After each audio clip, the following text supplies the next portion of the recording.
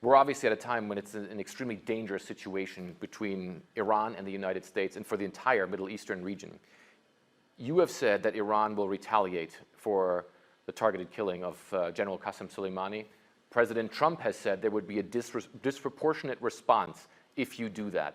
What do you make of President Trump's threats? Well, I think President Trump, after watching the crowd yesterday, must stop threatening. These people will be further enraged by his threats, and his threats will not frighten us.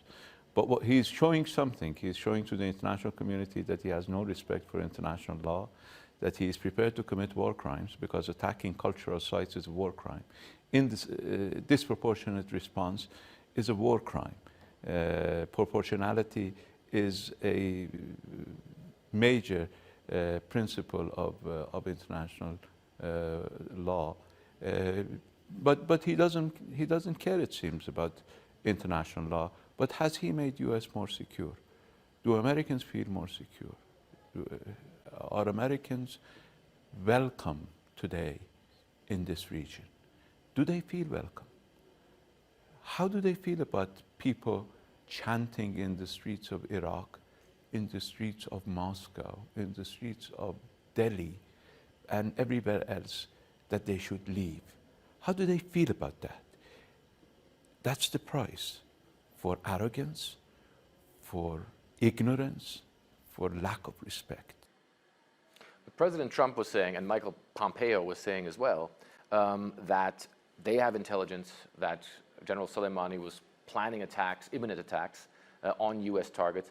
They say this was a deterrent attack, and they do say that America is safer today. Well, they're either based on misinformation or they're lying. Because General Soleimani's mission was to contain the anger in Iraq following the United States murder of about 25 Iraqis.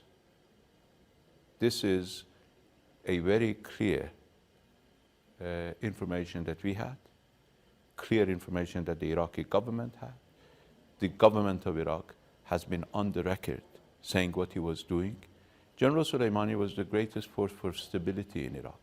He was the hero of the fight against Daesh, along with his companions, particularly Abu Mahdi al-Muhandis.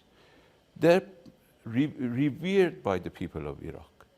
Did you see the funeral processions? Now, Mike Pompeo might like a video clip that somebody sent him showing a couple of people, 20 people celebrating. But did he close his eyes to see the huge sea of people mourning in Iraq and in Iran?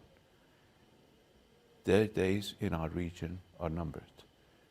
Not because anybody will take any action against them, but because they are not welcomed in our region. Your government and your leadership and the military here has vowed to take action against the United States. Well, what kind of retaliation is that going to be? The United States violated three principles: Iraqi sovereignty and the agreement that they had with Iraq. They got a response from the Iraqi parliament. They violated the emotions of the people. They will get a response from the people. They killed one of our most revered commanders and most senior commanders, and they took responsibility for it. This is state terrorism. This is an act of aggression against Iran, and it amounts to an armed attack against Iran, and we will respond. But we will respond proportionately, not disproportionately, because we are committed to law. We are law-abiding people. We're not lawless like President Trump. But how can you respond? Because the U.S. is already pulling additional troops into the Middle Eastern region, and they're saying that they're hardening the defenses of their bases that they have in this region as well. Well, the United States has been in this region for many years and has not brought itself or the region any security. We leave it at that. So you think that you can strike at any point? Well, because you obviously, it's no secret that you control militias in this region, that you have forces that are on your side in this region, in many countries. No, we have people on our side in this region.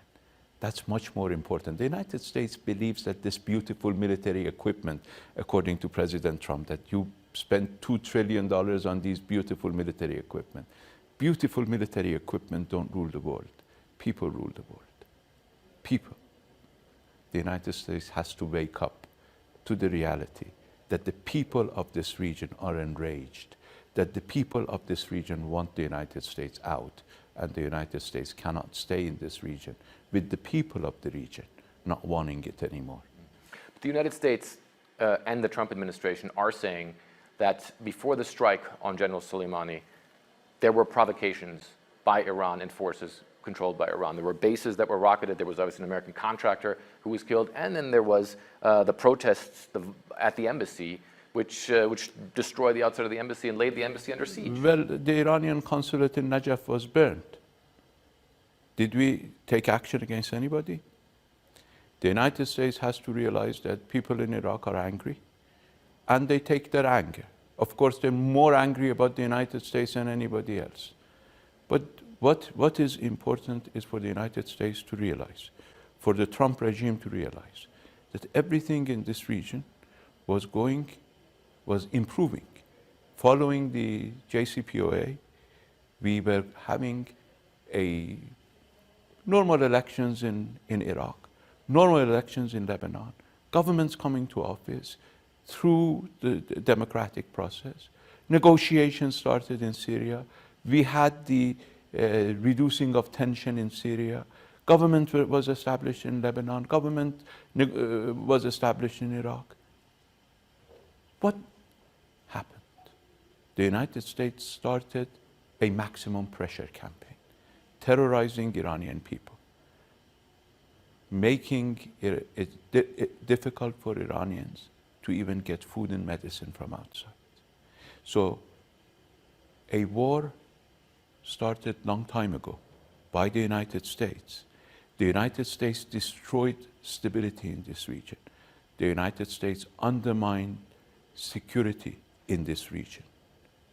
So one contractor, at least in the last month, 25 Iranian babies died because of EB and because of US sanctions. And that's all terrible, of course, that things like that are happening.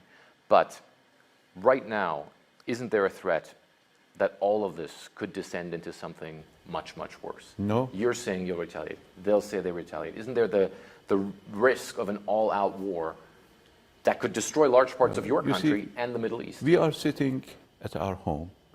We will defend our own territory. We will defend our people. The United States can defend the United States. But the United States cannot even claim to be defending the United States 7,000 miles away from home. We are here. We will not move. We've been here for 7 millennia. We will continue to be here. The United States is a newcomer. Do you think it's even worth speaking to President Trump, or would it be worth speaking to him? Well, he doesn't need speaking. He has to realize that he has been fed misinformation. And he needs to wake up and apologize. He has to apologize. He has to change course.